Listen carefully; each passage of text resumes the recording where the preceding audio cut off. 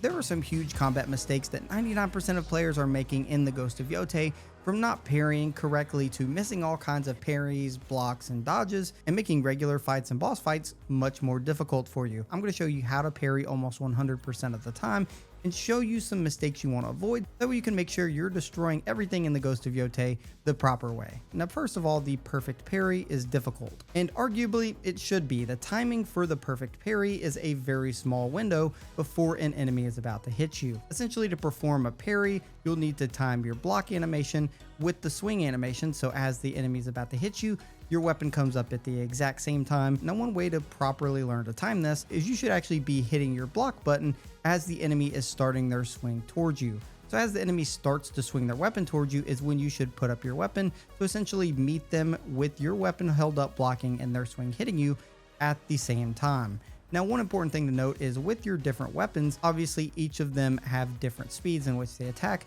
but for the most part, all of the blocking times are the same, whether you're using the katana, the dual katana, the kasurigama, or the yari, or even the odachi. All of them have similar block timings, meaning you can pretty much try to parry at about the exact same speed. In order to perfect parry, you'll need to hit that perfect parry timing window. For instance, you can perform a perfect parry when an enemy starts to hit you with a blue glint attack.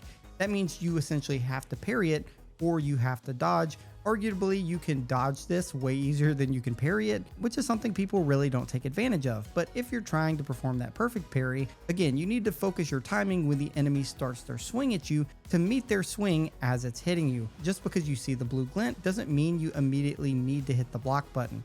Again, you need to wait till their swing starts, and as soon as their final swing towards you actually starts, that's when you can hit your block button and time your parry with them. Again, to meet their weapon at the top, if you're able to pull off the perfect parry, that means you will essentially break the enemy's stance. And again, earlier on in the game, you'll invest in the perfect parry skill, which again, if you time that perfect parry properly, means that you'll actually slow time and get to perform a counterattack. Also, performing a perfect parry can earn you a moderate amount of spirit as well, meaning you can fill up your spirit meter for additional spirit attacks or revives as we go along, which is why you should be performing them as much as possible. Now, the real question is, how do you perform a perfect parry every single time or super easily? Well, the first trick, honestly, is to not parry at all. And what I mean by that is whether you're fighting any enemy or a boss, dodging itself is actually really OP, and not a lot of players are using it as much as they should be. One of the big reasons is the dodge window seems to be a little bit more forgiving than the perfect parry window. So if an enemy is trying to hit you with a blue glint attack, meaning you have to parry it, guess what? You can actually still just simply dodge that attack. And you can actually use this to your advantage to learn the timings of attacks, whether on regular enemies or bosses, to learn the different types of blue glint attacks that an enemy or boss may have. Performing dodges and perfect dodges, again, are way easier than performing perfect parries. So if an enemy has a blue glint attack that you just can't get past or you need to learn, you can simply learn to dodge it with the dodge timing. And then once you get the dodge timing down for that blue glint attack, then you can learn it and start to parry it way easier. Trust me, some enemies, like the bosses that have spears, make some of the timing impossible for parries at the beginning because the spear and other weapons can have delayed attacks, where essentially the blue glint will happen, will perform a delayed attack or a pump fake, and then basically swing on you and dunk on your entire bloodline. Another important thing when it comes to learning your parry timing is to always block. Again, every enemy, even bosses, when hitting you with regular attacks, cannot get through your block. Any enemy in the game is attacking you with any sort of regular attack, guess what? You can hold up your block and they can never get through it. Again, the attacks that can get through these are ranged attacks if you don't have the block projectiles perk, or any attack with a glint being a blue, red, or yellow. Otherwise, every other thing you can block. And this comes in handy when learning how to parry, because when fighting any enemy in the game, you can simply just hold up your block to begin the fight. This means enemies can continue hitting you, and if an enemy happens to go and tries to hit you with a blue glint attack, as the enemy starts to swing, you can immediately release your block and then hit it again, and this should make your timing to parry a little bit easier and a little bit quicker. This should A, help you block regular attacks all of the time, and B, also make your timing for the parrying a little bit easier and faster. Again, this is all stuff you can practice in boss fights, but blocking and releasing to parry can be a very good tactic to keep you from taking a ton of damage with regular hits and even helping you with that parry. Another cool thing with mastering your parry is actually being able to use your weapon selection menu.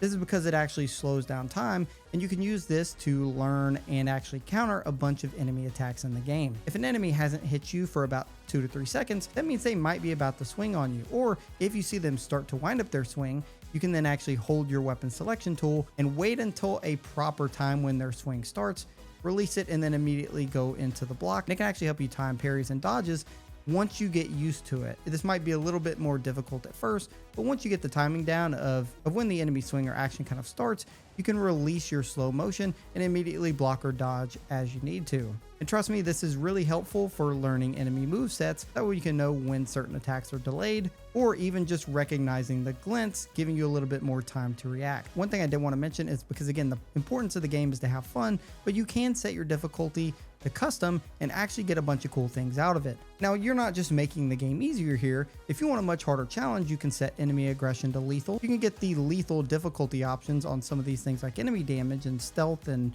hero bonus perks, but also set your timing windows to be a little bit easier. This means you can get the challenge of the game being extremely difficult and lethal without having the much harder and super difficult timing windows that come with the lethal difficulty.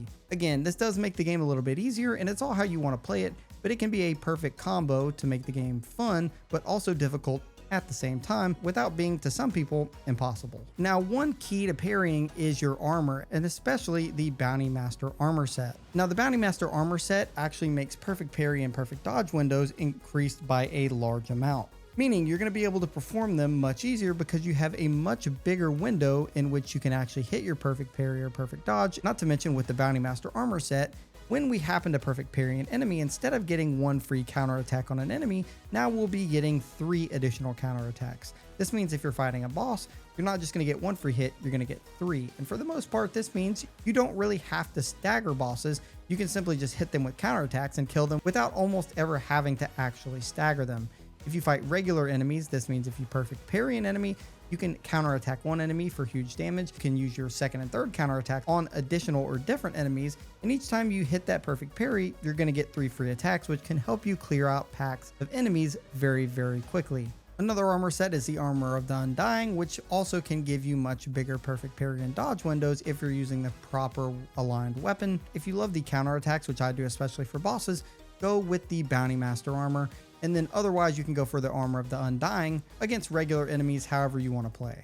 One absolutely important thing you need to have, though, is the Charm of Futsunushi, and you can actually get this here in the Tokachi range area by completing the Faithful Leap Shrine. This is going to make parries, perfect parries, and perfect dodges much easier to perform. So when combined with your armor set, this means your windows are even bigger. So even if you're playing on lethal difficulty with lethal window timing, all 3 of those should be much easier to perform when combined with both this charm and the armor that you're wearing. So this is an important one.